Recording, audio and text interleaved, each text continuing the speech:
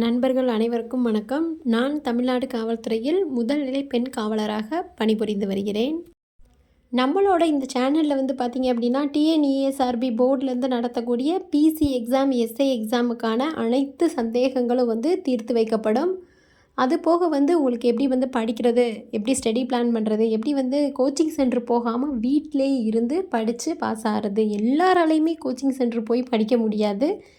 நான் என்கிட்ட கிடைக்கக்கூடிய மெட்டீரியல்ஸ், புக்ஸ் எல்லாம் ரெஃபர் பண்ணி உங்களுக்கு இனி வரக்கூடிய காலங்களில் கொஸ்டின் அண்ட் ஆன்சர் எல்லாமே நம்ம சேனலை நிறைய பேர் சப்ஸ்கிரைப் பண்ணாமல் பார்த்துட்ருக்கீங்கன்னு சொல்லி யூடியூப் ஸ்டுடியோலேருந்து எனக்கு ஒரு மெசேஜ் பண்ணாங்க.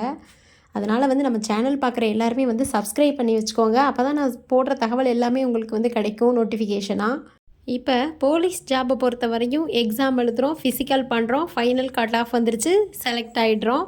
அதுக்கப்புறம் இம்பார்ட்டண்ட்டாக நமக்கு மெடிக்கல் இருக்குது. மெடிக்கல் சம்மந்தமாக நிறைய பேருக்கு நிறைய கேள்வி இருந்தது. ஒரு தம்பி கேட்டிருந்தாங்க, எனக்கு காலில் பிளேட் வச்சுருந்தாங்கக்கா, அதை எடுத்துட்டாங்க. ஆனால் நான் ஃபிசிக்கலி ஃபிட்டு தான், எனக்கு அது பிரச்சனை வருமா? உங்களுக்கு அந்த உள்ள பிளேட்டு இருந்துச்சு அப்படின்னா கண்டிப்பாக மெடிக்கலில் தெரிய வரும். அது நம்மளை அன்ஃபிட் பண்ணிடுவாங்க.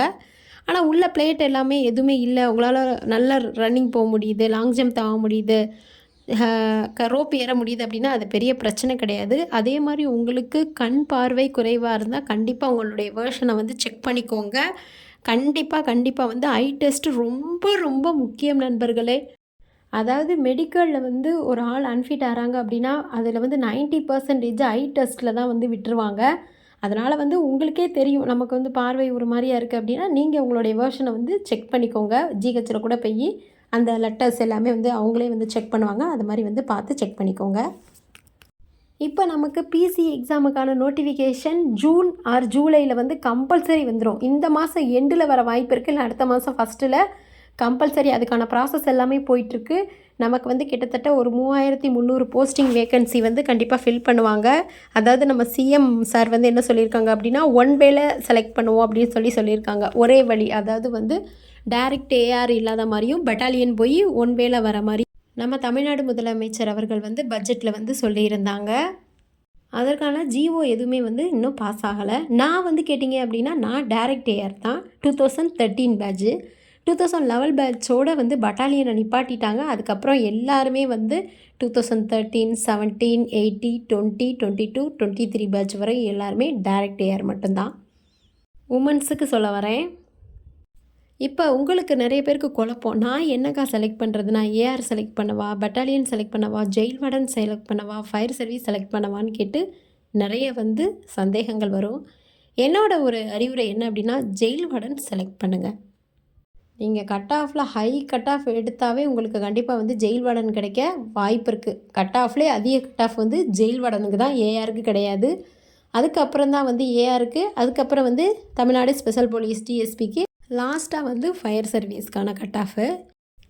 முழு முயற்சி எடுத்து இப்போலேருந்தே படிக்க ஆரம்பிங்க. கால்ஃபர் பண்ணதுக்கு அப்புறம் படிக்கலாம் அப்படின்னு தயவு செஞ்சு நினைக்காதீங்க. கொஞ்சம் கொஞ்சம் இப்போவே நீங்கள் படிக்க ஆரம்பிங்க. அக்கா கோச்சிங் சென்டர் போனால் தான் பாஸ் ஆக முடியுமா அப்படின்னு கேட்டிங்கன்னா, நான்லாம் கோச்சிங் சென்டர் பக்கம் போகலப்பா, வீட்டில் தான் இருந்தேன். மற்றபடி வேலைக்கும் பெருசாக எதுவும் போகலை. அதனால் ஃபுல் டைமாக இதே இருந்து, அப்போ ஃபோன் எல்லாமே கிடையாது, பட்டன் ஃபோன் கூட இல்லைன்னா பார்த்துக்கோங்களேன் வீட்டில். ஆனால் புக்ஸ் இதெல்லாம் ரெஃபர் பண்ணி நம்ம படித்தோம். ஆனால் அப்போ உள்ள காலங்கள் வேறு. அதாவது 13 வருஷத்துக்கு முன்னாடி இருந்த கால்ஃபர் வேறு. 13,000 போஸ்டிங், 15,000 போஸ்டிங். இப்போ கம்மியான போஸ்டிங் தான்.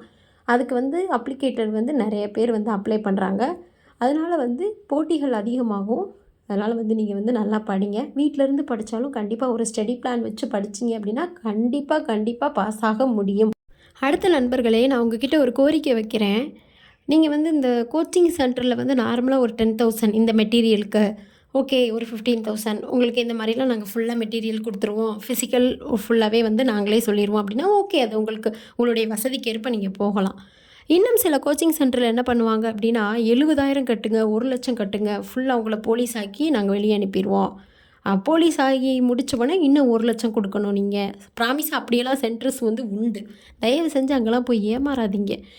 என்னால் முடிஞ்ச வரையும் சென்டர்லேருந்து நிறையா மெட்டீரியல்ஸ் கலெக்ட் பண்ணி உங்களுக்கு கீழே ஃப்ரீயாக டிஸ்கிரிப்ஷன் பாக்ஸில் லிங்க் ஷேர் பண்ணுறேன். ஸ்டடி பிளான் 1 வீக்குக்கு 1 சப்ஜெக்ட் அப்படி பண்ணிங்க அப்படின்னா ரொம்ப யூஸ்ஃபுல்லாகவும் இருக்கும். உங்களுக்கு ஒரு தியரி மாதிரி, கதை மாதிரி படிக்கிறதுக்கும் ரொம்ப யூஸ்ஃபுல்லாக இருக்கும். உங்களுக்கு வேறு என்ன தகவல் வேணும்னு கமெண்டில் சொல்லுங்கள். நன்றி, வணக்கம்.